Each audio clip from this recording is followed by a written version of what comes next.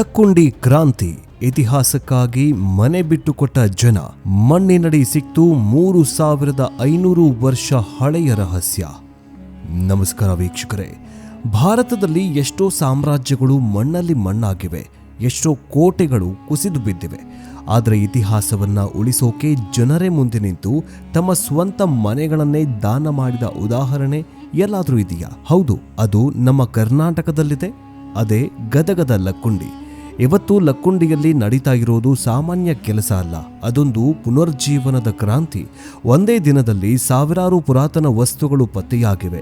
ಶಿಲಾಯುಗ ಆಯುಗಗಳಿಂದ ಹಿಡಿದು ಚಿನ್ನದ ನಾಣ್ಯಗಳವರೆಗೂ, ಮುತ್ತು ರತ್ನಗಳಿಂದ ಹಿಡಿದು ತಾಳೆ ಗರಿಗಳವರೆಗೆ ಲಕ್ಕುಂಡಿ ಮಣ್ಣು ಬಗೆದಷ್ಟು ಅದ್ಭುತಗಳನ್ನು ಕೊಡ್ತಾಗಿದೆ. ಅಲ್ಲಿನ ಜನ ತಮ್ಮ ಮನೆಗಳಲ್ಲಿದ್ದ ನಿಧಿಗಳನ್ನು ತಂದು ಪಲ್ಲಕ್ಕಿಗೆ ಹಾಕ್ತಿದ್ದಾರೆ, ಸರ್ಕಾರಕ್ಕೆ ಮನೆ ಬಿಟ್ಟುಕೊಡ್ತಿದ್ದಾರೆ. ಅಷ್ಟಕ್ಕೂ ಲಕ್ಕುಂಡಿಗೆ ಇರೋ ಇತಿಹಾಸ ಏನು? ಅಷ್ಟಕ್ಕೂ ಲಕ್ಕುಂಡಿಯ ಕೆಳಗಡೆ 3500 ವರ್ಷಗಳ ಇತಿಹಾಸ ಹೊಂದಿರೋ ಒಂದು ಸಾಮ್ರಾಜ್ಯವೇ ಇದೆಯಂತೆ. ಆ ಸಾಮ್ರಾಜ್ಯದ ರಹಸ್ಯವೇನು? 101 ದೇವಸ್ಥಾನ, 101 ಬಾವಿಗಳ ಮಿಸ್ಟರಿ ಏನು? ಮುಂದೆ ಲಕ್ಕುಂಡಿ ಹಂಪಿ ತರ ವಿಶ್ವವಿಖ್ಯಾತ ಪಡೆಯುತ್ತಾ?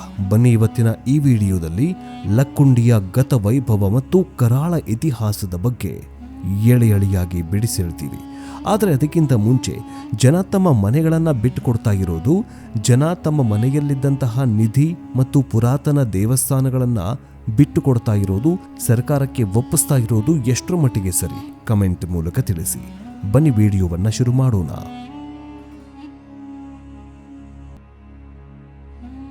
ವೀಕ್ಷಕರೇ, ಲಕ್ಕುಂಡಿ ಅಂತಂದ್ರೆ ಸುಮ್ಮನೆಯಲ್ಲ. ಇದನ್ನ ಹಿಂದೆ ಲೋಹಕಂಡಪುರ ಅಥವಾ ಲೊಕ್ಕಿಗುಂಡಿ ಅಂತ ಕರೀತಾಗಿದ್ರು. ಇದು ದಕ್ಷಿಣ ಭಾರತದ ವಾಸ್ತುಶಿಲ್ಪದ ಮುಕುಟಮಣಿ. ಇಲ್ಲಿ ಕಲ್ಯಾಣಿ ಚಾಲುಕ್ಯರು, ರಾಷ್ಟ್ರಕೂಟರು, ಹೊಯ್ಸಳರು, ಸೇವೂಣರು ಮತ್ತು ವಿಜಯನಗರದ ಅರಸರು ಆಳ್ವಿಕೆ ನಡೆಸ್ತಾಗಿದ್ರು.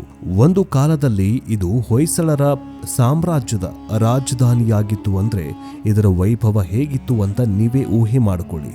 ಲಕ್ಕುಂಡಿಯಲ್ಲಿ ಬರೋಬ್ಬರಿ 101 ದೇವಸ್ಥಾನಗಳು ಮತ್ತು 101 ಬಾವಿಗಳು ಇದ್ವು ಅಂತ ಇತಿಹಾಸ ಹೇಳುತ್ತೆ.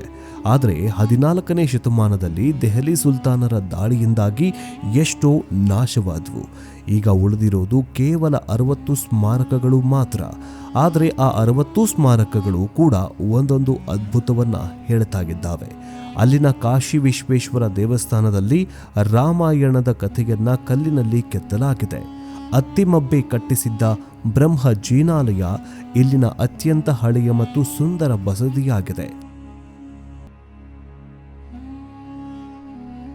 ಕುಮಾರವ್ಯಾಸರು ಭಾರತ ಬರೆದ ಪುಣ್ಯ ಭೂಮಿ ಇದು. ದಾನ ಚಿಂತಾಮಣಿ ಅತ್ತಿಮಬ್ಬೆ ನಡೆದ ನೆಲ ಇದು. ಈಗ ಲಕ್ಕುಂಡಿಯಲ್ಲಿ ನಡೀತಾ ಇರೋದು ಕ್ರಾಂತಿ ಅಂತಾನೆ ಹೇಳಬಹುದು. ನವೆಂಬರ್ 24ರಂದು ರಾಜ್ಯ ಪ್ರವಾಸೋದ್ಯಮ ಇಲಾಖೆ ಮತ್ತು ಪುರಾತತ್ವ ಇಲಾಖೆ ಸೇರಿಕೊಂಡು ಪ್ರಾಚ್ಯ ವಸ್ತು ಸಂಗ್ರಹ ಕ್ಯಾಂಪೇನ್ ಶುರು ಮಾಡಿದ್ರು. ಸಚಿವ ಎಚ್.ಕೆ. ಪಾಟೀಲ್ ಅವರು ಒಂದು ಕೆರೆ ಬಿಟ್ಕೊಟ್ರು. ಸಚಿವ ಎಚ್.ಕೆ. ಪಾಟೀಲ್ ಅವರು ಒಂದು ಕರೆ ಕೊಟ್ರು, ಲಕ್ಕುಂಡಿಯ ಇತಿಹಾಸ ಉಳಿಸೋಣ ಬನ್ನಿ ಅಂತ. ಆಗ ಆಗಿದ್ದೇನು ಗೊತ್ತಾ? ಲಕ್ಕುಂಡಿಯ ಬೀದಿ ಬೀದಿಗಳಲ್ಲಿ ಪಲ್ಲಕ್ಕಿ ಉತ್ಸವ ನಡೆಯಿತು. ಆದರೆ ಆ ಪಲ್ಲಕ್ಕಿಯಲ್ಲಿ ಇದ್ದದ್ದು ದೇವರಲ್ಲ, ಇತಿಹಾಸದ ಕುರುಹುಗಳು. ಜನ ತಮ್ಮ ಮನೆಯಲ್ಲಿದ್ದ ಹಳೆ ಕಲ್ಲು ಕಂಬಗಳು, ವಿಗ್ರಹಗಳು, ತಾಮ್ರದ ಶಾಸನಗಳು, ತಾಳೆಗರಿಗಳು, ಹಳೆ ನಾಣ್ಯಗಳು ಮತ್ತು ಮುತ್ತು ರತ್ನಗಳನ್ನು ತಂದು ಪಲ್ಲಕ್ಕಿಗೆ ಹಾಕಿದ್ರು. ಯಾರೂ ₹1 ಪರಿಹಾರ ಕೇಳಲಿಲ್ಲ. ನಮ್ಮ ಊರು ಉದ್ಧಾರ ಆದ್ರೆ ಸಾಕು, ಹಂಪಿ ತರಹ ಬೆಳಿಬೇಕು ಅನ್ನೋದು ಅವರ ಆಸೆ. ಅದಕ್ಕಿಂತ ದೊಡ್ಡ ವಿಷಯ ಅಂತಂದ್ರೆ, ಕೆಲವು ಮನೆಗಳ ಕೆಳಗೆ ದೇವಸ್ಥಾನದ ಅವಶೇಷಗಳು ಇದಾವೆ ಅಂತ ಗೊತ್ತಾದಾಗ ಜನ ಸ್ವಯಂ ಪ್ರೇರಿತರಾಗಿ, ತಗೊಳ್ಳಿ ಸರ್, ನಮ್ಮ ಮನೆ ತಗೊಳ್ಳಿ, ನಮಗೆ ಇತಿಹಾಸ ಮುಖ್ಯ ಅಂತ ಮನೆ ಕೂಡ ಬಿಟ್ಕೊಟ್ಟಿದ್ದಾರೆ. ಇದು ಇಡೀ ಭಾರತದಲ್ಲಿಯೇ ಅಪರೂಪದ ಘಟನೆ. ಇತಿಹಾಸಕ್ಕಾಗಿ ವರ್ತಮಾನದ ತ್ಯಾಗ ಇದು. ಕೇವಲ 3 ದಿನಗಳ ಈ ಕ್ಯಾಂಪೇನ್ನಲ್ಲಿ ಸಿಕ್ಕಿರೋ ವಸ್ತುಗಳ ಪಟ್ಟಿ ನೋಡಿದ್ರೆ ತಲೆ ತಿರುಗತ್ತೆ ವೀಕ್ಷಕರೇ. ಒಟ್ಟು 1050ಕ್ಕೂ ಹೆಚ್ಚು ಪುರಾತನ ವಸ್ತುಗಳು ಸಂಗ್ರಹವಾಗಿವೆ.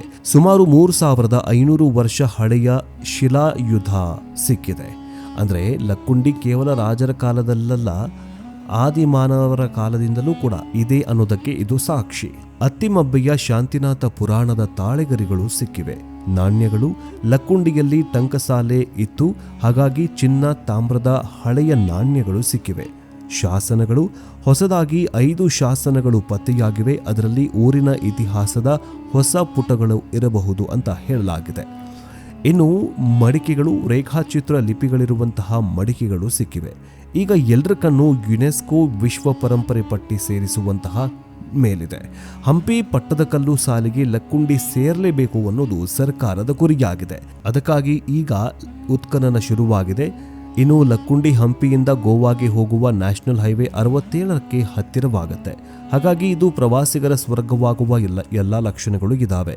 ಒಂದು ವೇಳೆ ಯುನೆಸ್ಕೋ ಪಟ್ಟಿಗೆ ಸೇರಿದ್ರೆ ಲಕ್ಕುಂಡಿ ಚಿತ್ರಣವೇ ಬದಲಾಗುತ್ತೆ. ವಿದೇಶಿ ಪ್ರವಾಸಿಗರು ಬರ್ತಾರೆ, ಹೋಟೆಲ್ಗಳು ಬರ್ತವೆ, ಉದ್ಯೋಗ ಸಿಗತ್ತೆ. ಆಂಧ್ರ, ಮಹಾರಾಷ್ಟ್ರ ಹಾಗೂ ಬೇರೆ ಬೇರೆ ಕಡೆಗಳಿಂದ ಟೂರಿಸ್ಟ್ಗಳು ಬರತ್ವೆ. ಹೀಗಾಗಿ ರೈತರಿಗೂ ಕೂಡ ಆದಾಯ ಆಗತ್ತೆ. ಇನ್ನು 7ನೇ ದಿನದ ಉತ್ಖನನದ ಆರಂಭದಲ್ಲಿಯೇ ವಿಶಿಷ್ಟವಾದ ಲೋಹದ ತುಂಡೊಂದು ಗೋಚರಿಸಿದೆ.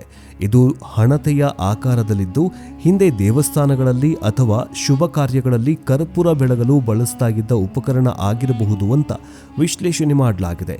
ಪ್ರಸ್ತುತ ಸಿಬ್ಬಂದಿ ಅದನ್ನು ಸ್ವಚ್ಛಗೊಳಿಸಿ ಸುರಕ್ಷಿತಗೊಳಿಸಿದ್ದು ಹೆಚ್ಚಿನ ಸಂಶೋಧನೆಗಾಗಿ ಫಾರೆನ್ಸಿಕ್ ಲ್ಯಾಬ್ಗೆ ಕಳುಹಿಸಿಕೊಡಲಾಗಿದೆ. ಅಂದರೆ ಅನೇಕ ಕುರುಹುಗಳು ಪತ್ತೆಯಾಗ್ತಾಗಿದ್ದಾವೆ.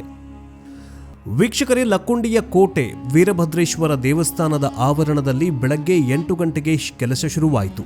ಪುರಾತತ್ವ ಇಲಾಖೆಯ 20 ಜನರ ತಂಡ ನಿನ್ನೆ ಮಾರ್ಕ್ ಮಾಡಿದ್ದ 10x10 ಮೀಟರ್ ಜಾಗದಲ್ಲಿ ನಿಧಾನವಾಗಿ ಮಣ್ಣು ಅಗೆಯೋದಕ್ಕೆ ಶುರು ಮಾಡುತ್ತಾರೆ.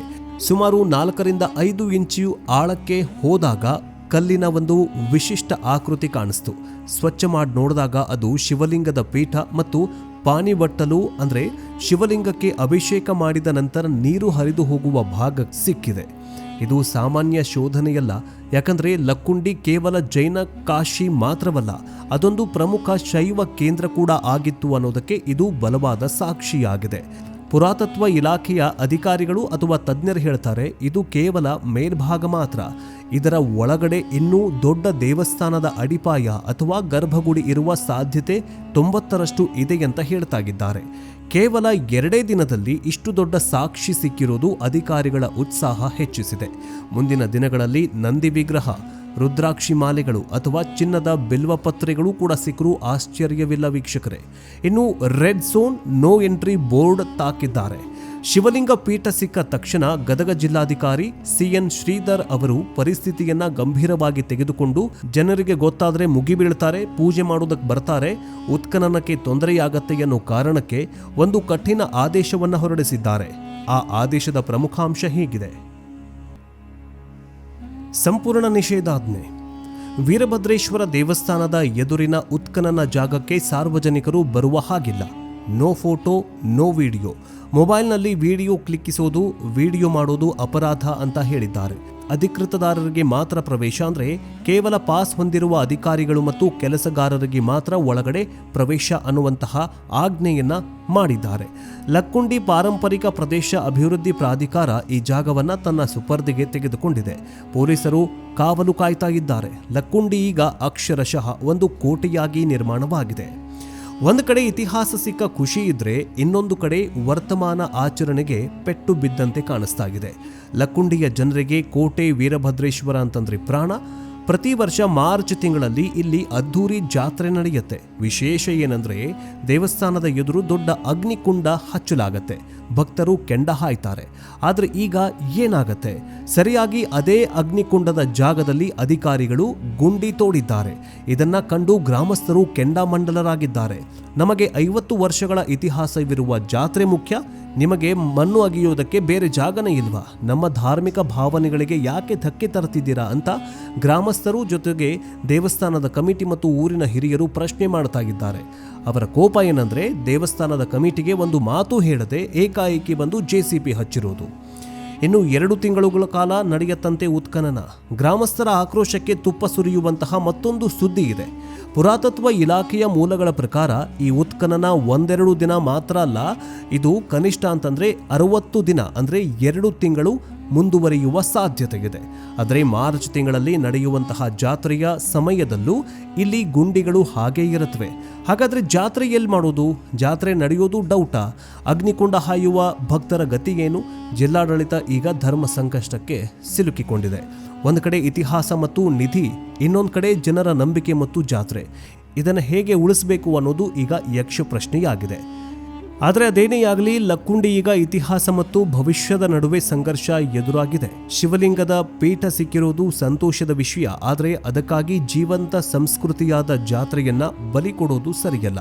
ಸರ್ಕಾರ ಮತ್ತು ಗ್ರಾಮಸ್ಥರು ಕೂತು ಒಂದು ನಿರ್ಧಾರವನ್ನ ತೆಗೆದುಕೊಳ್ಬೇಕಾಗಿದೆ. ಇಲ್ಲದಿದ್ರೆ ನಿಧಿ ಸಿಕ್ಕರೂ ಊರಲ್ಲಿ ನೆಮ್ಮದಿ ಇರಲ್ಲ. ವೀಕ್ಷಕರೇ, ನಿಮಗೇನನ್ಸುತ್ತೆ? ಶಿವಲಿಂಗ ಪೀಠ ಸಿಕ್ಕ ಜಾಗದಲ್ಲಿ ಜಾತ್ರೆ ಮಾಡಲು ಬಿಡಬೇಕಾ ಅಥವಾ ಉತ್ಖನನ ಮುಂದುವರಿಸಬೇಕಾ? ಪುರಾತತ್ವ ಇಲಾಖೆ ಗ್ರಾಮಸ್ಥರ ಅನುಮತಿ ಪಡಿಬೇಕಿತ್ತ? ಆ ಅಗ್ನಿಕುಂಡದ ಜಾಗದಲ್ಲೇ ನಿಧಿ ಇದೆ ಅಂತ ನಿಮಗೇನ್ ಅನ್ಸುತ್ತೆ? ಈಗ ನಿಧಿ ಸಿಕ್ಕಿರುವಂತಹ ಜಾಗದಲ್ಲಿ ಹೀಗೆ ನಿಧಿ ಸಿಗ್ತಾ ಹೋದ್ರೆ ಇಡೀ ಗ್ರಾಮವನ್ನೇ ವೆಕೇಟ್ ಮಾಡ್ಬೇಕಂತೆ, ಅಂದ್ರೆ ಶಿಫ್ಟ್ ಮಾಡ್ಬೇಕಂತೆ ಬೇರೆ ಕಡೆ. ಇದರ ಬಗ್ಗೆ ನಿಮಗೇನು ಅನ್ಸುತ್ತೆ? ಕಮೆಂಟ್ ಮೂಲಕ ತಿಳಿಸಿ. ಜೊತೆಗೆ ಸೇವ್ ಲಕ್ಕುಂಡಿ ಅಂತ ಕಮೆಂಟ್ ಮಾಡಿ. ನೆಕ್ಸ್ಟ್ ಅಪ್ಡೇಟ್ನೊಂದಿಗೆ ಬೇಗ ವಾಪಸ್ ಬರ್ತೀವಿ. ಜೈ ಹಿಂದ್, ಜೈ ಕರ್ನಾಟಕ.